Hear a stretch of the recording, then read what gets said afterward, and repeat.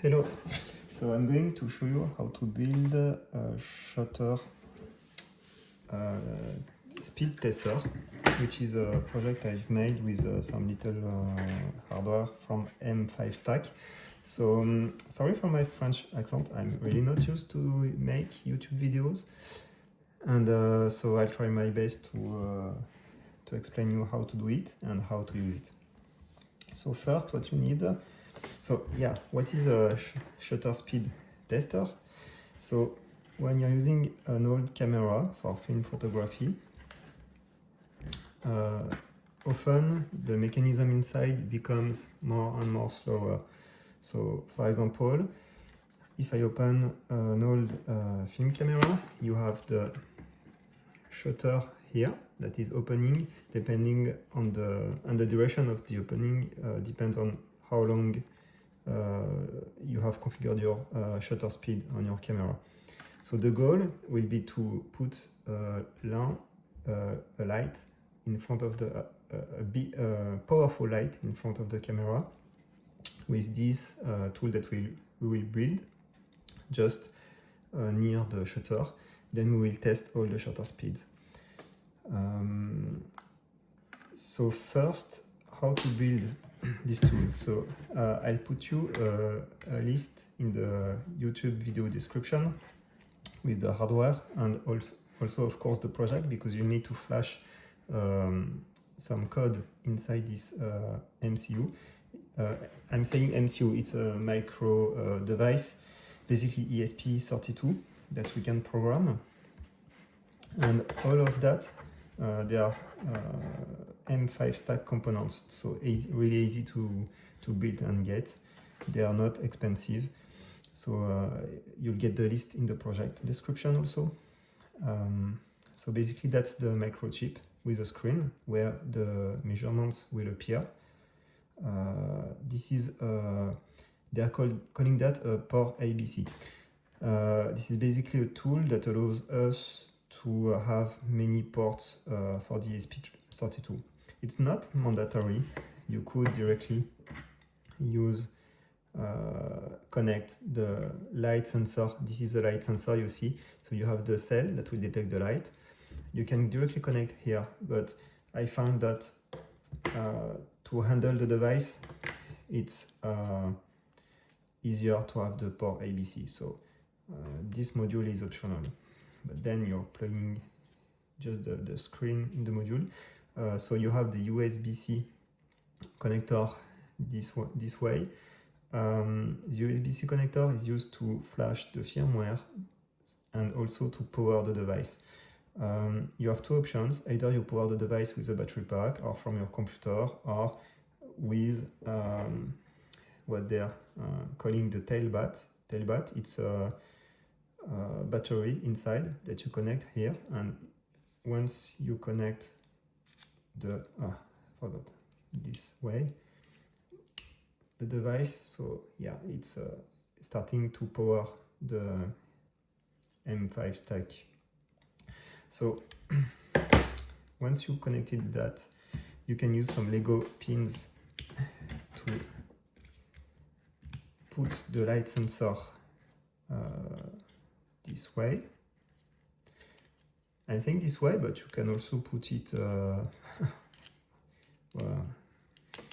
in the way you want, and then you plug the cable.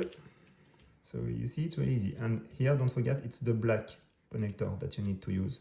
You have 3 connectors, so you're using the black one. Okay.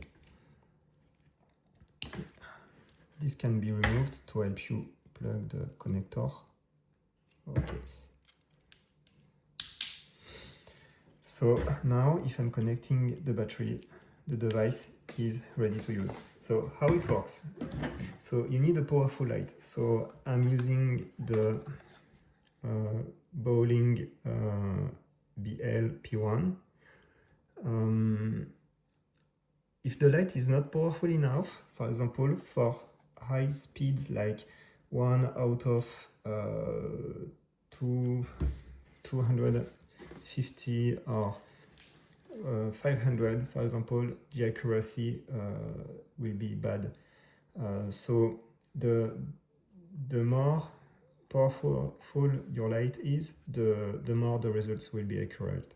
So I've calibrated the firmware so that it's accurate, quite accurate, up to 1 out of 500 for the speed.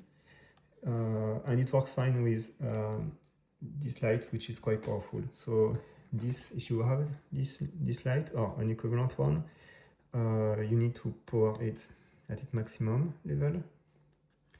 And I found also that if you're increasing the light,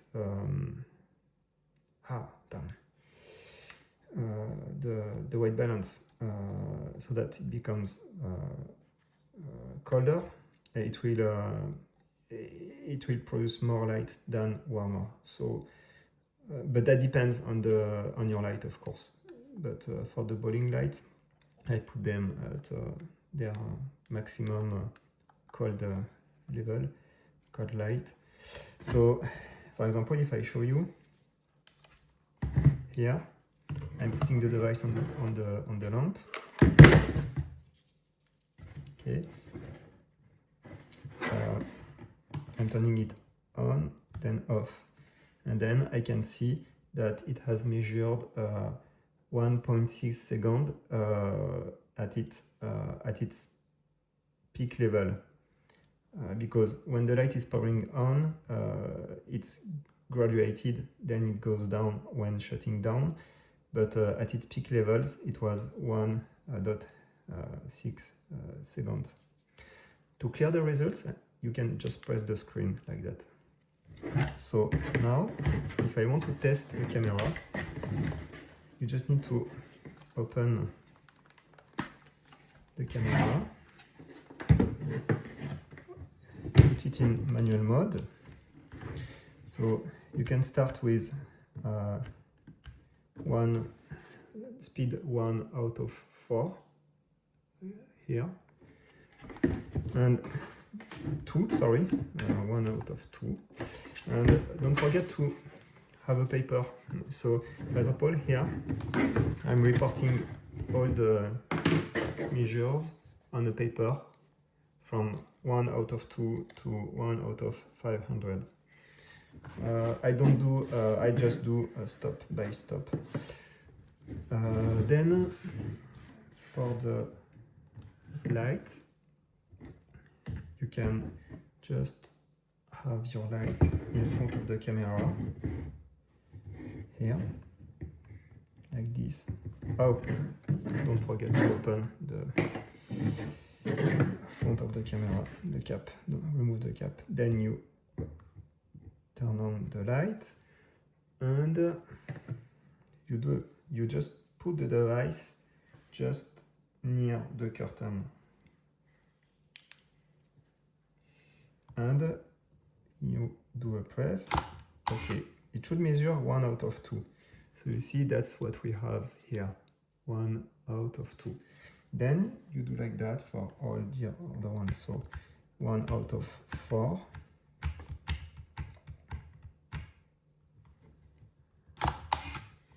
1 out of 8. 1 out of 15, yeah. 1 out of 30 now. Then 60. Then 125. Okay, I'm stopping here because you see the device is capable of recording the history of the measurement. So yeah, okay, I have the focus. So you see all the measurements here, 1 out of 4, 2, 4, 8, 16, so it's close to 15, so it's perfect. 31, close to 30, so it's perfect. And you also have 1 out of 1 out of 60, which has measured 61, it's okay. And 1 out of 125, so it has measured 115, so that's perfect. So Now I'll continue my test. So 1 out of 250 and 1 out of 500. So you can see the measurements. For 1 out of 250, it has measured 1 out of 210, so that's okay. And for 1 out of 500, it has measured 1 out of 380. That's okay, because here we are reaching the limit of what the device can do. Basically, if I need to be more accurate for the high speeds, I need a more powerful light and to reduce the threshold for the detection, which is harder, because having a more powerful light, even these lights, they are quite expensive. So basically, it would be a device that would be more complex to source and use. So when you have such results, that's very good. So in my paper here, I won't report anything because they are all okay. And for this one at the end, I'll just say that I've measured 1 out of 400 and 1 out of 210 for the higher speeds. And oh yeah, for this one, it was 1 out of 115. But yeah, for me, this camera does not have any shutter problem. So that's how the device can be used. And in case you have some deviations, for example, I got a relay that was over exposing about 2 stops for even for the high speed. So basically the idea is that even if you have a deviation, the idea is to know this deviation. So if, for example, for 1 out of 60, which is frequently used, then your camera mechanism is slower and and you're measuring 1 out of 30, something similar, you know that you need to compensate for 1 stop each time.